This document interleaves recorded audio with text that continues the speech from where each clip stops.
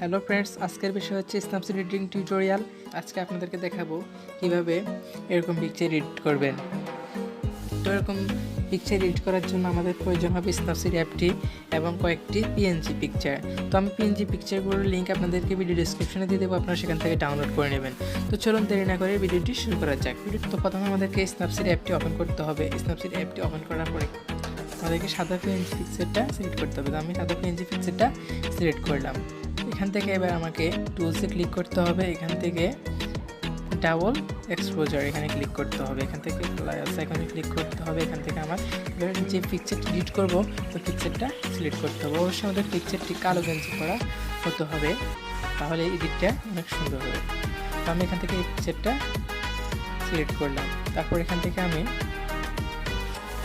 এইটা একটু বাড়িয়ে দেবো। তারপর এখান থেকে রাইটে ক্লিক করব। তারপর এখান থেকে এই আইকনটাতে ক্লিক করতে হবে। এখান থেকে ভিউজ এডিটসে ক্লিক করতে হবে। এখান থেকে ডাবল এক্সপ্রেশন, তারপর এখানে এই পেন আইকনে ক্লিক করতে হবে। তারপর এখান থেকে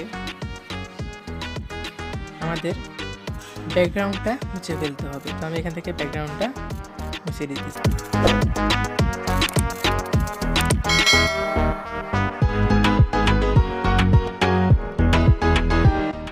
পুরো ব্যাকগ্রাউন্ডটা রিমুভ করার পর এখান থেকে আমাদেরকে রিমুভ করে দিতে হবে। রিমুভ করার পর আমার এখানে আবার রাইটে ক্লিক করতে হবে।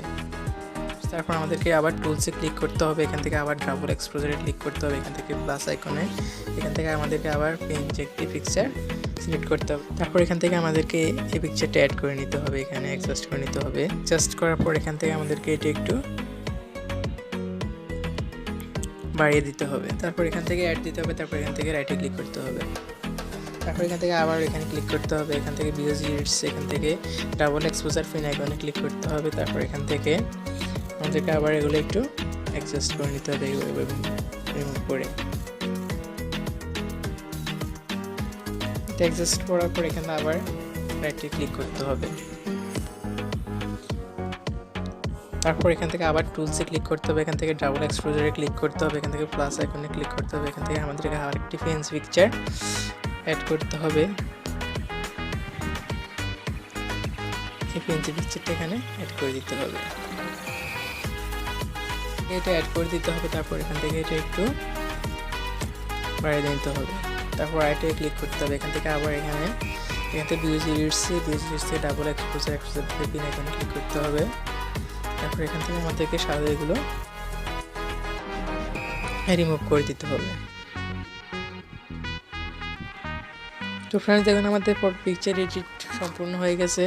এখন আমাকে এটা সেভ করতে হবে। সেভ করার জন্য এখান থেকে এক্সপোর্টে ক্লিক করতে হবে। এখানে আমাদের পিকচারটা সেভ হয়ে যাবে। তো এভাবে আপনি আপনার পিকচারটি এডিট করে নিতে পারেন খুবই সহজে, মাত্র 2 মিনিটে। তো বন্ধুরা, আমাদের চ্যানেলের ভিডিও যদি আপনাদের ভালো লাগে অবশ্যই ভিডিওতে লাইক করবেন, কমেন্ট করবেন এবং আপনি যদি আমার চ্যানেল নতুন হয়ে থাকেন তবে অবশ্যই আমার চ্যানেলটি সাবস্ক্রাইব করে দেবেন এবং পাশে থাকা বেল আইকনটি অন করে দেবেন।